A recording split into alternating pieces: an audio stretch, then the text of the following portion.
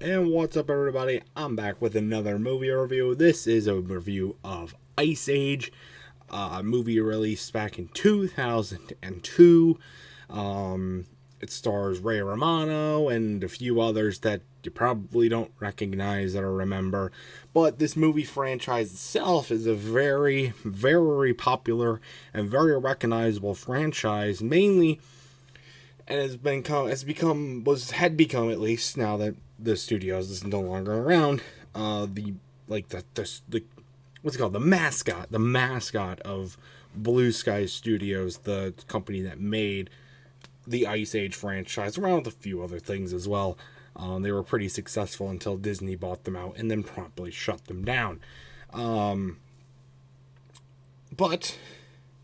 we're going to review their movies. So this first movie was released back in 2002. Like I said, it's pretty recognizable. Basically, it's just the group, the meeting together that would be the basis for the rest of the movies. It's a 5-movie franchise, and how you know that they knew that they wanted to do multiple movies. In fact, 5 movies. These 5 movies are actually all like they're all established on. They're all they're all said that they're going to do 5 movies. Because in the first movie, when they're going through the cave and Sid is looking at all the different ice sculptures and stuff frozen in the ice, it literally hints at everything that is going to be the basis of the next 5 movies. The next 4 movies, I guess I should say, because there's 5 total. Looking back on it, that's a really nice touch that they added, but also a little bit like kind of forcing it. Like, you obviously aren't going to know that it's going to be the basis for those movies until after you watch them all, or at least know the plots of them all, or read like a Cliff Notes version of it, obviously. But like, you're not going to think that upon first viewing, or like seeing it, just plain out seeing it for the first time. You kind of have to think about that a little bit, but it's not too hard to learn, especially with like the spaceship and the pirate stuff and a couple other things that we will get to as I review the other 4 in the franchise. But as far as like the character growth and character development, it's actually all pretty cliche. It's not done badly. This movie's not really a bad movie. It was pretty enjoyable, all things considered. But it's definitely more focused. It's a cliche sort of storyline, you know. Kid gets lost, and the parents have to abandon the kid, and then these other people or animals come upon the kid and feel obligated to return the kid, end up taking it in as one of their own, and eventually returning it to the family or keeping it for themselves, depending on how it goes. It's not too original of a plot, and it's pretty similar to a lot of stuff you saw, especially back in the early 2000s, late 90s kind of thing.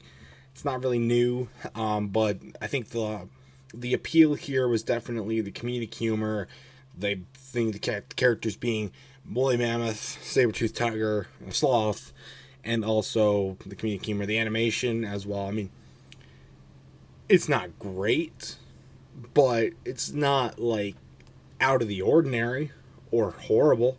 Like, it's not bad, per se. My tongue's blue, I didn't realize that until now. But it's not, like, horrible, I guess. I mean, there's definitely some janks that you can notice, especially in a lot of the higher 10 scenes, or some of, like, the smaller details that you can pick up on throughout the movie, like water flowing, or like, mud or something like that.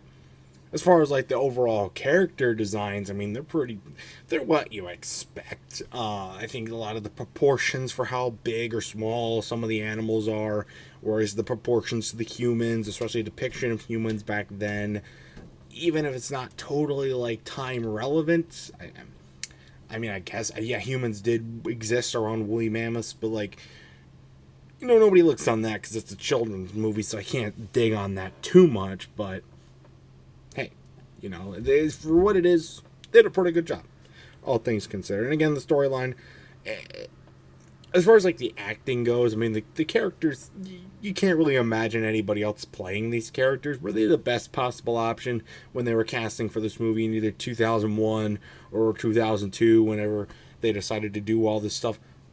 Probably the best casting options possible. I mean, Ray Romano was kind of on the tail end of his prime career after Everybody Loves Raymond. And outside of that show, this is probably what most people know him for, is being Manny.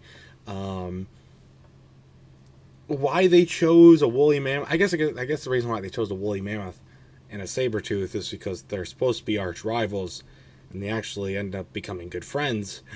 But as far as a sloth, doesn't really make much sense. They really dig into Sid too, which is a little. Sometimes it's kind of deliberate, or not deliberate, but like deliberate, like I should say. It's not always like just it's forced in there sometimes. It's not always just flows good with the story, but you know, it's that's what it's meant to be. He's meant to be the punchline character. And then, of course, one of the big things for Ice Age is the side plot thing with Scrat. And they build on this and they make it better as far as his incorporation goes throughout the movies. This is actually the only one of the 5 movies where the main characters interact with Scrat directly. Scrat is in the same timeline as them, same areas as them, but they never actually interact with him outside of this movie when they actually ask him for directions and ask him where to go. And, you know, it's not really it can be annoying getting a break for the action every 10 minutes to see this guy aimlessly running around just trying to save an acorn that he's just going to shove in the ground anyways. Like, it's a good gimmick for the children, and I can see why they did it. Especially since Scrat kind of became like the mascot of Blue Sky Animation Studios while I was around. And it's a little off in this movie, but as they build onto it, we'll talk about it in future reviews, but it builds on better, I should say. So it's not horrible to begin with, but yeah, it gets a little repetitive after a while. Let's just say that. So, and then of course, you know, you tie it all together at the end of the movie. It's a pretty good movie. There's a lot of characters that get some pretty decent roles in this movie that we never see again, that are just kind of used as side characters, but they stay in the movie for a lot longer than I think they should have. Like the rhinos are a big example of this, and also the thought of the portrayal and also the incorporation of an antagonist. It's very vague, and this is also going to be a reoccurring thing throughout the series. There's going to be a weak antagonist incorporation, not really weak antagonist as a character. In this movie, it's the Sabretooth Pride that Diego breaks off of to save his friends, who were originally going to get ambushed by the Pride instead of finding the humans, and they were going to die. But we really don't know that they're going to be the main characters until, like, the main protagonists until, like, halfway through the movie. And their build-up and their character arc and development really not there outside of Diego. And it's like they're just kind of thrown in there to slow them down, even though we see a lot of obstacles that they already have to occur or have to endure along the way that don't involve the Sabres at all. So it's a little weird in that regard. So, but I mean, I guess as far as its role, it was fine. Once they actually meet, there's a lengthy scene that involves them, and we get to see it really drives home the character growth of Diego, but it was really necessary. Could have built on a little bit more, I thought. But alright, that's going to do it for this movie review, though. For my final score, it's about 7 out of 10. It's a decent movie. I mean, you can get along with it and really enjoy it a little bit. Is it one of the best movies ever made? Absolutely not. Is it one of the worst? No. Definitely not one of the worst in the franchise. We'll get to that a little bit later. You'll see that in a little while longer. But that's going to do it for this movie review, though. If you've ever seen Ice Age, let me know your thoughts about it in the comment section down below. If I missed anything about the movie that I should have included in this review, let me know in the comments as well. And stay tuned for the other reviews of the Ice Age movies, 2, 3, 4, and 5. I'll be getting to those soon.